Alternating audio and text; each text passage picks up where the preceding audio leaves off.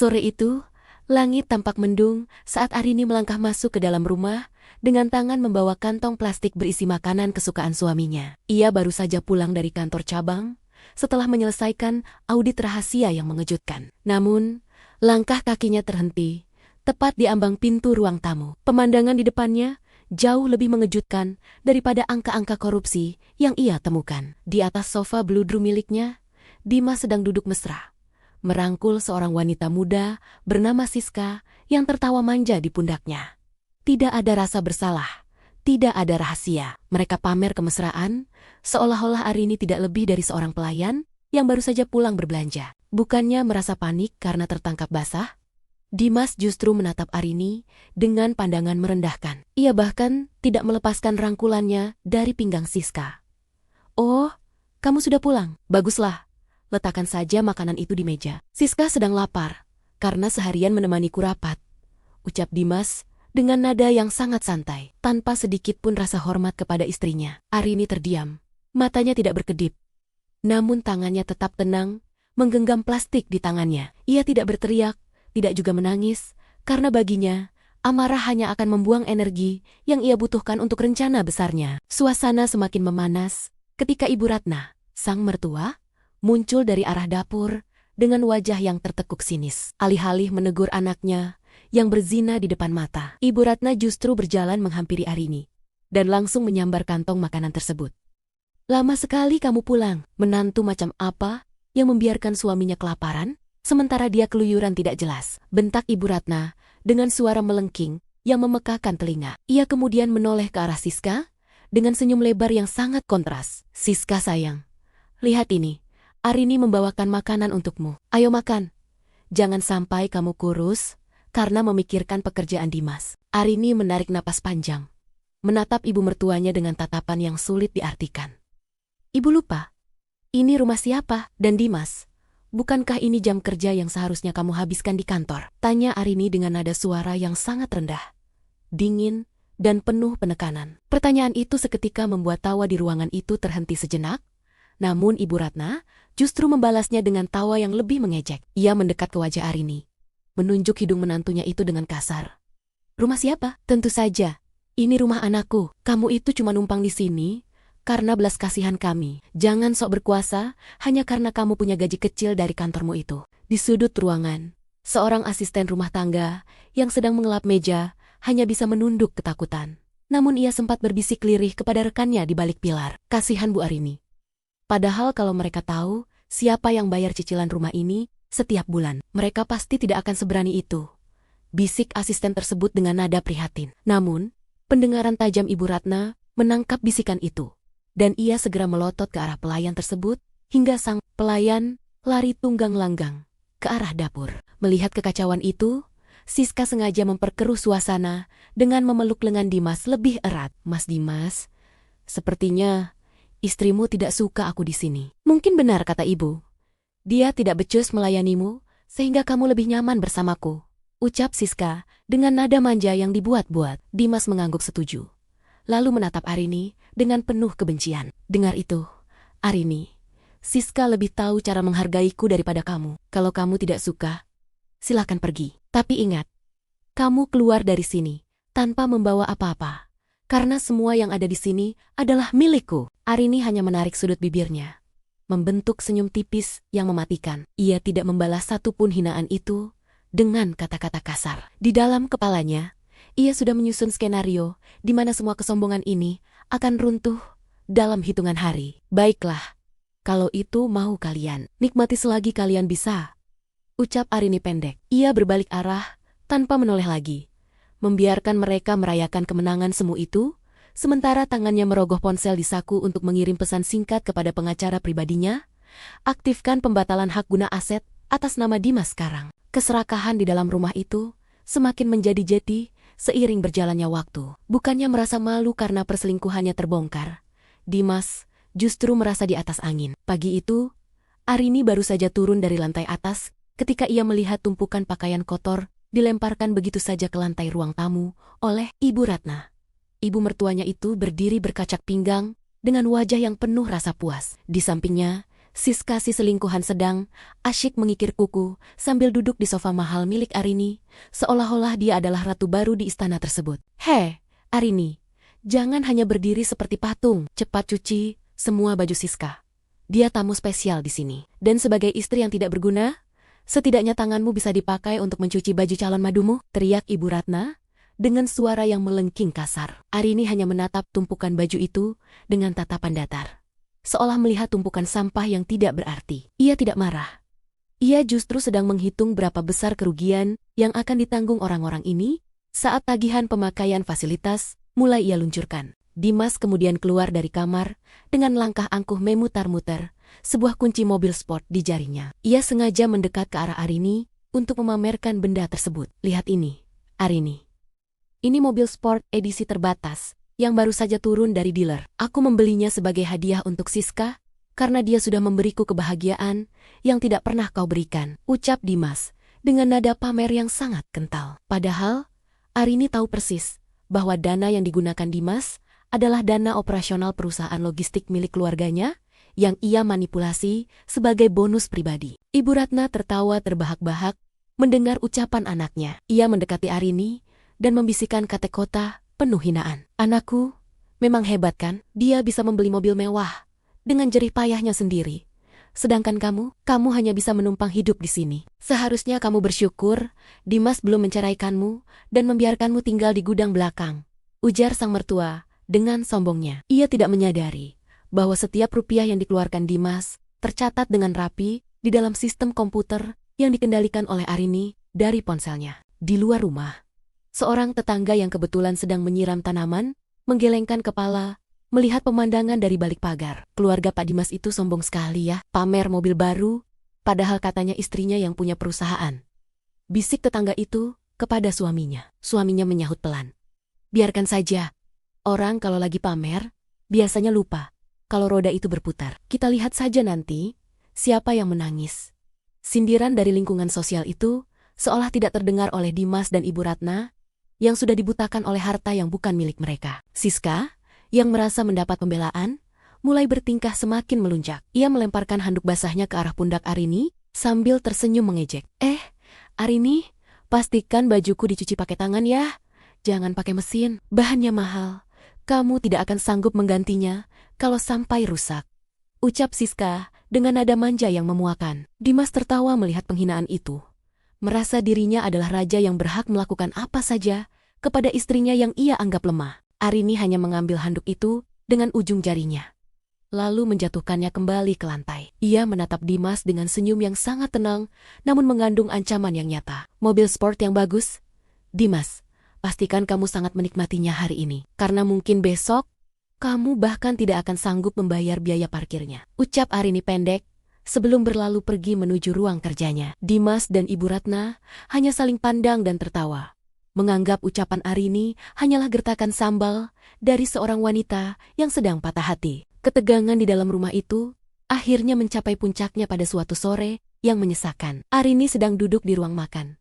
Baru saja membuka sebuah kotak beludru kecil berisi kalung berlian peninggalan almarhumah ibunya. Benda itu adalah satu satania, harta yang memiliki nilai emosional mendalam baginya. Namun, ketenangan itu hancur saat Siska melenggang masuk ke ruangan. Matanya langsung tertuju pada kilauan berlian tersebut dengan tatapan penuh nafsu. Tanpa permisi, Siska mencoba meraih kotak itu. Namun Arini dengan cepat menjauhkannya. Melihat Siska gagal mendapatkan apa yang diinginkannya, Ibu Ratna segera datang seperti singa lapar yang membela anaknya. Wajahnya memerah karena emosi yang meluap. "Berikan kalung itu pada Siska, Arini. Kamu sudah punya banyak perhiasan.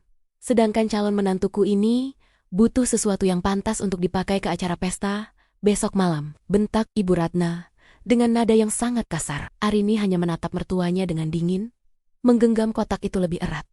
"Ini milik ibuku. Tidak ada seorang pun di rumah ini yang berhak menyentuhnya.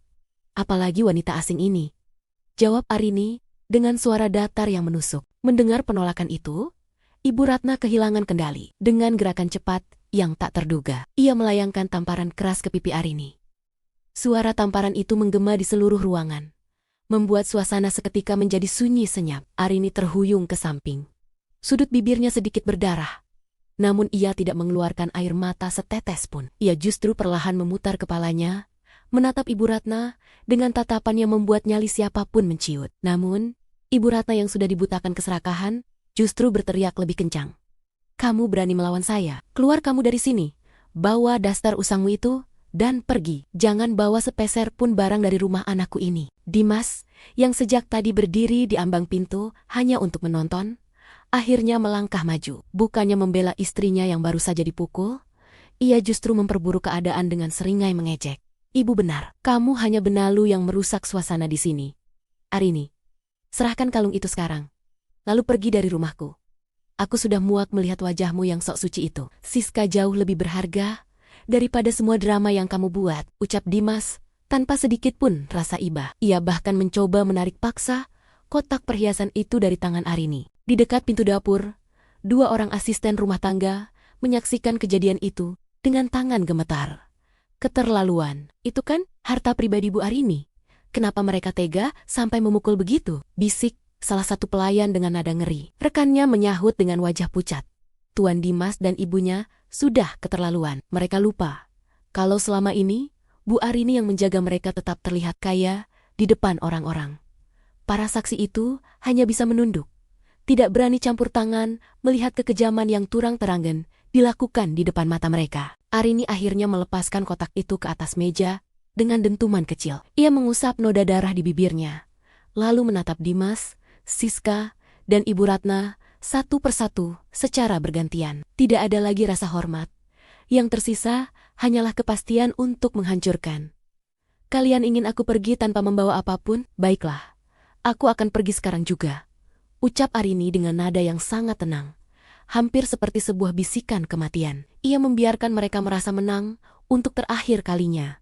Sementara di dalam pikirannya, ia sudah menghitung mundur jam kehancuran bagi setiap orang di ruangan itu. Ia melangkah pergi, meninggalkan ruang makan, tanpa menoleh sedikit pun ke belakang. Dimas dan Ibu Ratna tertawa puas, merasa telah berhasil mengusir penghalang kebahagiaan mereka. Mereka tidak menyadari bahwa tamparan itu adalah pemicu terakhir yang meruntuhkan benteng kesabaran Arini. Arini masuk ke kamarnya, mengunci pintu, dan mengambil ponsel rahasianya. Ia tidak menelepon untuk mengadu, melainkan untuk memberikan instruksi final, eksekusi semua penarikan aset dalam 12 jam. Jangan sisakan satu baut pun untuk mereka. Di dalam kamar yang tertutup rapat, Arini tidak membiarkan satu tetes air mata pun jatuh membasahi pipinya yang masih terasa panas akibat tamparan Ibu Ratna. Ia duduk di tepi ranjang, namun bukan untuk meratapi nasibnya, melainkan untuk membuka laptop tipis yang selama ini ia simpan di balik brankas tersembunyi. Dengan jemari yang bergerak lincah dan tenang, ia mulai mengakses sistem manajemen aset pusat. Baginya, emosi adalah kelemahan, dan angka adalah senjata yang paling mematikan. Ia melihat daftar aset yang selama ini dinikmati oleh Dimas dan ibunya. Rumah mewah ini, apartemen di pusat kota, hingga deretan mobil mewah di garasi. Semuanya tertulis jelas sebagai milik perusahaan keluarga Arini yang dipinjamkan secara operasional. Satu persatu, Arini mulai menonaktifkan hak akses. Ia mengeklik tombol blokir pada semua kartu kredit korporat yang dipegang oleh Dimas. Tidak ada keraguan di wajahnya saat ia membatalkan polis asuransi kendaraan dan mencabut izin penggunaan rumah dinas tersebut. Arini kemudian melakukan panggilan telepon video kepada pengacara keluarganya. "Pastikan semua surat penyitaan sudah ditandatangani oleh notaris malam ini. Saya ingin besok pagi tidak ada satupun mesin yang bisa mereka nyalakan," ucap Arini dengan nada suara yang rendah namun sangat berwibawa. Di luar kamar, sayup-sayup terdengar suara tawa kemenangan dari ruang tengah. Dimas sedang asyik memamerkan fitur canggih dari mobil sport barunya kepada Siska melalui brosur. Sementara Ibu Ratna sedang sibuk menelepon teman Temonia untuk pamer bahwa ia baru saja mengusir menantu benalunya. Mereka tidak menyadari bahwa setiap tawa yang mereka keluarkan sedang dihitung biayanya oleh Arini. Dimas berteriak dari balik pintu kamar Arini dengan nada mengejek. "Arini, jangan lupa kemas semua barang murahmu itu. Besok pagi sopir pribadiku yang sebenarnya dibayar kantorku akan mengantarmu ke terminal." Arini hanya tersenyum tipis mendengar teriakan itu. Ia kemudian menghubungi pihak leasing dan manajemen operasional logistik pusat. "Tarik semua unit kendaraan operasional yang berada di alamat kediaman saya besok jam 8 pagi. Gunakan truk derek. Jika ada perlawanan, serahkan pada tim keamanan hukum. instruksi Arini dengan sangat detail. Ia memastikan tidak ada celah bagi Dimas untuk berkutik. Dimas mengira dirinya adalah direktur yang berkuasa, tanpa menyadari bahwa ia hanyalah seorang karyawan kontrak yang posisinya bisa dihapus hanya dengan satu klik dari tangan Arini. Seorang asisten rumah tangga yang baru saja melewati kamar Arini sempat mendengar gumaman instruksi tersebut. Ia berpapasan dengan rekannya di lorong dan berbisik dengan mata terbelalak. Bu Arini sedang menelepon pengacara dan pihak bank. Sepertinya besok akan ada badai besar di rumah ini, bisiknya dengan nada ngeri sekaligus penasaran. Rekannya hanya mengangguk pelan. Syukurlah, sudah saatnya orang-orang sombong itu diberi pelajaran. Mereka tidak tahu siapa sebenarnya yang mereka lawan. Malam semakin larut.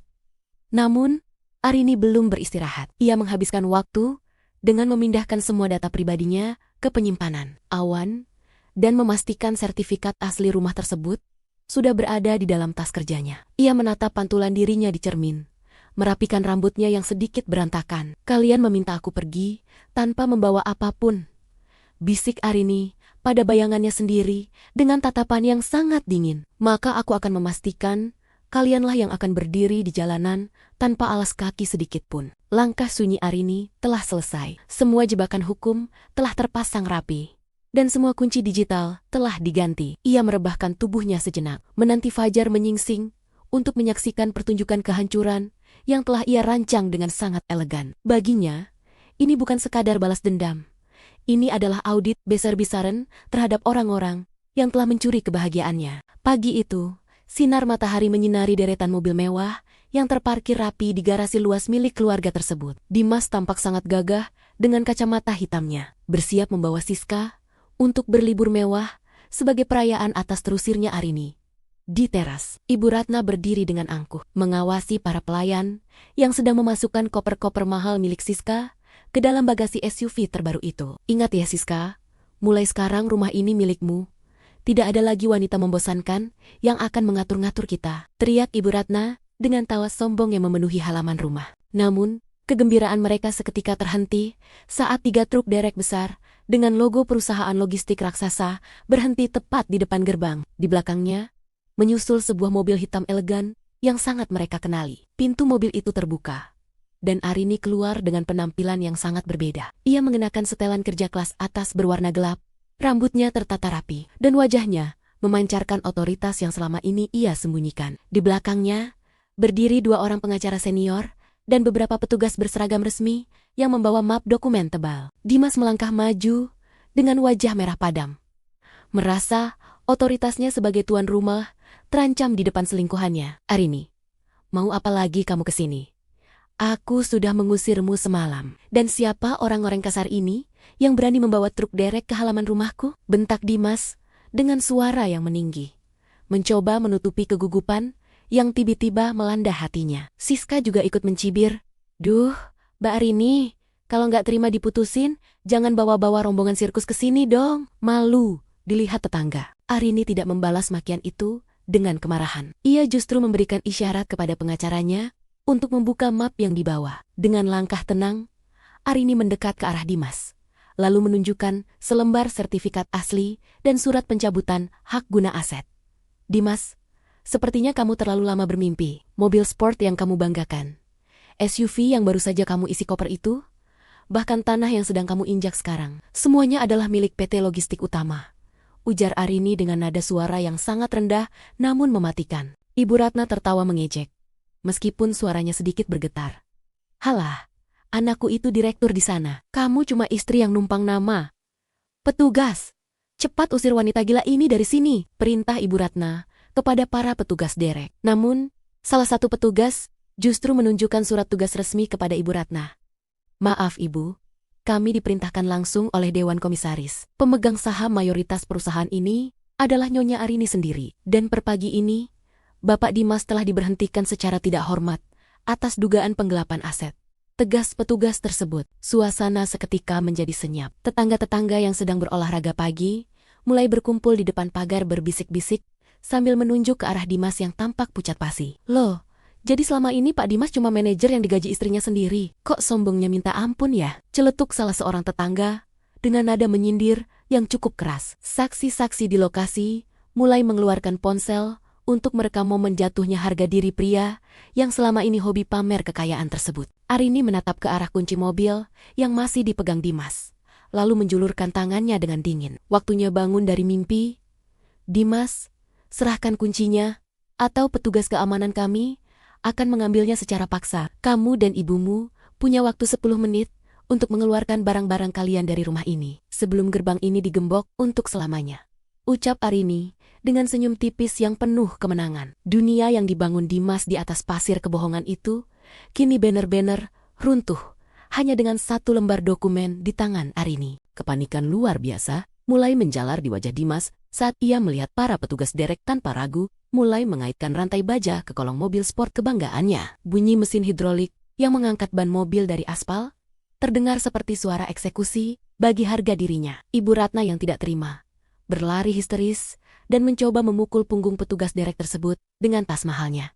Berhenti, jangan sentuh mobil anakku. Arini, kau benar-benar licik. Kau menjebak anakku agar kau bisa menguasai hartanya kan? Teriak Ibu Ratna dengan suara parau yang penuh kebencian. Arini hanya berdiri mematung dengan tangan bersedekap, matanya mengikuti pergerakan mobil yang kini sudah terangkat tinggi di atas truk derek. Ia tidak menanggapi teriakan itu dengan emosi. Menjebak? Tidak, Ibu Ratna. Dimas sendiri yang menjebak dirinya dengan menggunakan uang perusahaan untuk memuaskan keserakahan kalian. Saya hanya mengambil kembali apa yang secara hukum tidak pernah menjadi milik kalian. Jawab Arini dengan nada yang begitu datar, namun menghujam jantung. Dimas mencoba merogoh ponselnya, berniat menghubungi temuan pejabatnya, namun tangannya bergetar hebat saat menyadari bahwa sinyal pada kartu korporatnya pun telah diputus. Kekacauan semakin menjadi saat Siska, yang sejak tadi berdiri mematung, tiba-tiba mencoba melarikan diri dengan membawa koper kecilnya. Namun, seorang asisten Arini dengan sigap menghalanginya. Tunggu dulu Nona, perhiasan berlian yang Anda pakai itu dibeli menggunakan kartu kredit perusahaan atas nama Bapak Dimas yang sudah saya blokir semalam. Silakan dilepaskan sekarang, atau kita selesaikan ini di kantor polisi atas tuduhan penadahan aset penggelapan. Ucap Arini sambil menatap Siska dengan pandangan yang sangat merendahkan. Siska gemetar, dengan wajah malu luar biasa. Ia melepaskan kalung dan antingnya di depan kerumunan orang. Para tetangga yang menonton di luar pagar kini tidak lagi berbisik. Mereka mulai menyoraki Dimas dan Ibu Ratna dengan terang-terangan. Wah, ternyata cuma gaya-gayaan pakai uang istri. Kasihan ya, sudah selingkuh, sekarang jatuh miskin pula, seru seorang pria dari seberang jalan. Mertuanya juga sama saja. Galaknya minta ampun, ternyata cuma numpang hidup, sahut ibu-ibu lain yang selama ini muak dengan kesombongan Ibu Ratna. Suasana sosial di lingkungan itu benar-benar menghancurkan sisa-sisa harga diri yang dimiliki keluarga tersebut. Dimas jatuh terduduk di atas aspal panas halaman rumahnya. Ia menatap nanar ke arah garasi yang kini kosong melompong. Semua simbol kekayaan yang ia pamerkan kepada Siska telah lenyap dalam waktu kurang dari 30 menit. Ia menatap Arini dengan tatapan kosong, berharap ada secercah belas kasihan. Arini, tolong, jangan lakukan ini di depan semua orang. Kita bisa bicara baik-baik di dalam. Rintih Dimas dengan suara yang nyaris hilang. Namun, Arini justru mengeluarkan sebuah gembok besar dari dalam tasnya. Bicara baik-baik, itu sudah terlambat saat tangan ibumu mendarat di pipiku, Dimas, dan sudah terlambat saat kamu lebih memilih membawa wanita ini ke rumahku. Ujar Arini dingin. Ia memberikan isyarat kepada petugas keamanan untuk menggiring mereka bertiga keluar dari area gerbang. Ibu Ratna meronta-ronta, namun ia tidak berdaya saat tubuhnya didorong menjauh dari pintu utama yang kini sedang disegel oleh pihak hukum. Kehancuran itu terasa sangat nyata ketika suara gerbang besi yang berat tertutup rapat dan dikunci dengan gembok baru. Arini berdiri di balik gerbang yang tertutup, menatap mereka yang kini berada di jalanan umum layaknya tunawisma yang bingung arah. Ia telah meruntuhkan segalanya tanpa perlu berteriak. Dimas, Ibu Ratna dan Siska kini berdiri di trotoar dengan sisa koper mereka, ditonton oleh puluhan pasang mata tetangga yang selama ini mereka hina. Kehancuran total telah tercapai. Bukan hanya kehilangan materi, tapi mereka telah kehilangan martabat yang tidak akan pernah bisa mereka beli kembali. Kenyataan pahit itu akhirnya menghantam kesadaran Dimas dan Ibu Ratna seperti badai yang menghancurkan segalanya. Saat truk derek terakhir menghilang dari tikungan jalan, suasana halaman depan rumah yang megah itu berubah menjadi panggung penghinaan yang luar biasa. Siska, yang selama ini mengaku sangat mencintai Dimas tiba-tiba menghentikan taksi online yang kebetulan lewat. Tanpa menoleh sedikit pun ke arah Dimas yang terduduk lemas, ia melemparkan koper kecilnya ke bagasi taksi. "Siska, mau kemana kamu? Jangan tinggalkan aku sekarang," teriak Dimas dengan suara serak. Siska hanya membalas dengan tatapan jijik dari balik jendela taksi. "Cari saja wanita lain yang mau hidup melarat denganmu. Dimas, aku tidak punya waktu untuk mengurus pengangguran sepertimu," ketusnya sebelum taksi itu melesat pergi. Melihat Siska pergi dan asetnya ludes, Ibu Ratna kehilangan sisa-sisa kesombongannya. Wanita yang tadinya begitu angkuh menampar Arini itu, kini tiba-tiba merayap mendekati gerbang besi yang telah terkunci. Ia bersimpuh di atas aspal, mencoba meraih tangan Arini dari balik jeruji gerbang. "Arini, menantuku yang baik. Ibu mohon, jangan setega ini. Ibu tadi hanya hilaf. Ibu hanya terbawa suasana. Kamu kan sudah seperti anak sendiri bagi ibu. Tolong, jangan biarkan ibu tidur di jalanan malam ini," rintih Ibu Ratna dengan air mata yang mulai bercucuran. Mencoba memelas demi kenyamanan yang baru saja hilang. Dimas pun ikut merangkak mendekat. Wajahnya yang tadinya sombong, kini tampak hancur dan penuh penyesalan semu. Ia mencoba memegang sepatu kerja Arini yang berdiri kokoh di balik gerbang. "Arini, tolong maafkan aku. Aku hilaf. Siska yang menggodaku lebih dulu. Aku janji akan memperbaiki semuanya. Aku akan menjadi suami yang penurut. Aku akan bekerja keras untukmu. Tolong tarik laporan perusahaan itu, Arini. Aku tidak mau masuk penjara karena penggelapan dana." Dimas memohon dengan suara gemetar.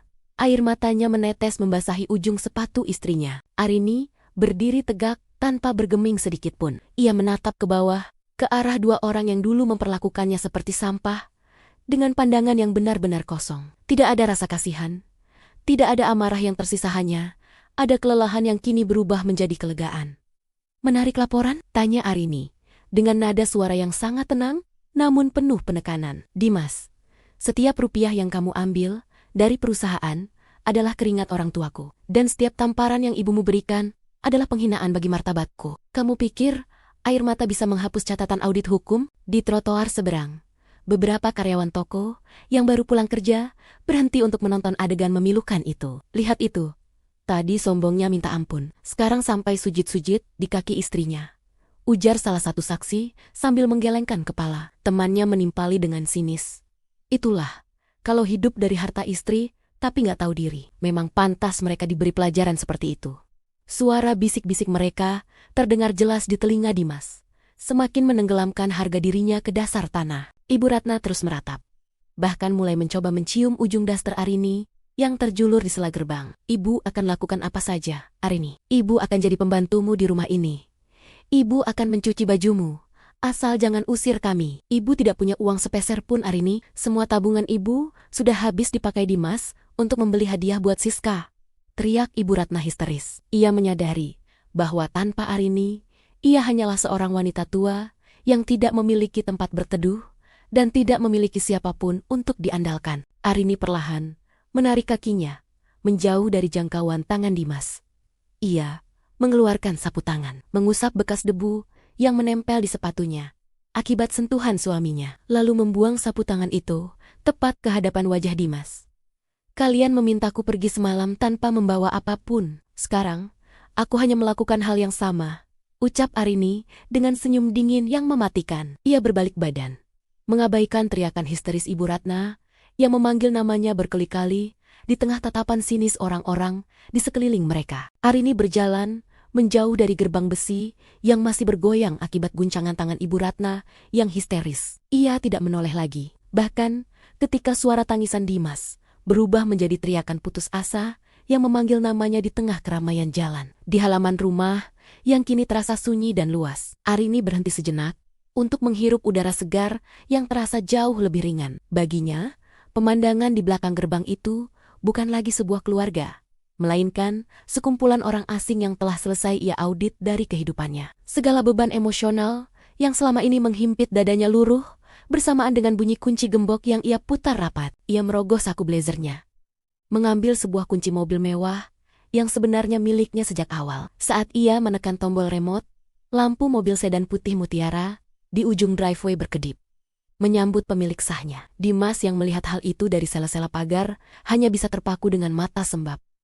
Arini, setidaknya Beri aku sedikit uang untuk makan ibu. Kamu tega melihat istrimu sendiri maksudku, suamimu sendiri melarat, teriak Dimas dengan sisa harapan yang menyedihkan. Dimas masih mencoba mengemis pada status yang sebenarnya, sudah ia hancurkan sendiri. Arini menghentikan langkahnya, tepat di samping pintu mobil.